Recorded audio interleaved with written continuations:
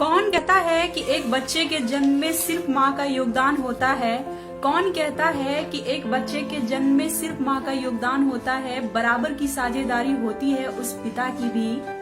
अगर शुरुआती दिनों से चाहत होती है माँ की माँ बनने की, तो उतनी ही चाहत झलकती है पिता की आंखों में पिता होने की। माँ की आंखों में ख्वाब होती है सिर्फ उस आने वाले बच्चे की, लेकिन पिता की आंखों में सपने होते हैं दोनों ही की, जच्चे और बच्चे की। शुरुआती दिनों में सब सामान्य सा होता है। जैसे जैसे बच्चे के आने की समय नजदीक होती है, माँ रात भर न चैन से सोती है, करवटें बदलना कभी इधर कभी उधर, तब आंखें खुली उस बाप की भी होती है। कौन कहता है कि एक बच्चे के जन्म में सिर्फ माँ का योगदान होता है? ऑफिस में बस हर पल यही ख्याल होता है, वो क्या कर रही होगी, कैसी होगी, खाना खाया होगा कि नहीं, मैंने उसके बैग में फ्रूट्स रखे थे, उसने देखा होगा कि नहीं, उसको मेरी जरूरत तो नहीं। यही ख्याल उसको सताता रहे। उस दौर में वो बाप भी कहाँ चैन से सो पाता है। कौन कहता है कि एक बच्चे के जन्म में सिर्फ माँ का योगदान होता है? हर पल फोन करना और ये पूछना तुम ठीक हो ना, माँ में एक नया साहस भरता है। यह दौर इतना हसीन लगता है कि उसका पति उसकी कितनी केयर करता है।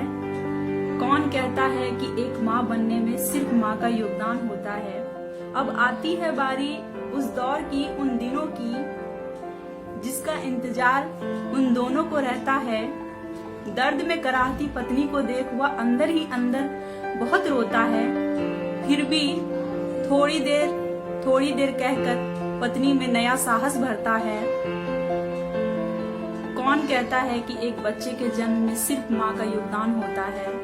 अब आती है बारी उस पल की, माँ अंदर होती है और पिता बाहर होता है। माँ शारीरिक रूप से लड़ रही होती है और पिता शारीरिक, आर्थिक, मानसिक तीनों रूपों में बाहर डटकर खड़ा होता है।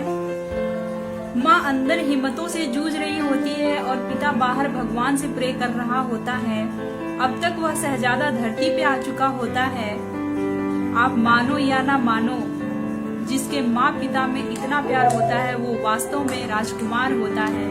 अब आती है बारी उस दौर की, पिता दौड़ दौड़ कर सबका मुंह मीठा कर रहा होता है। कौन कहता है कि एक बच्चे के जन्म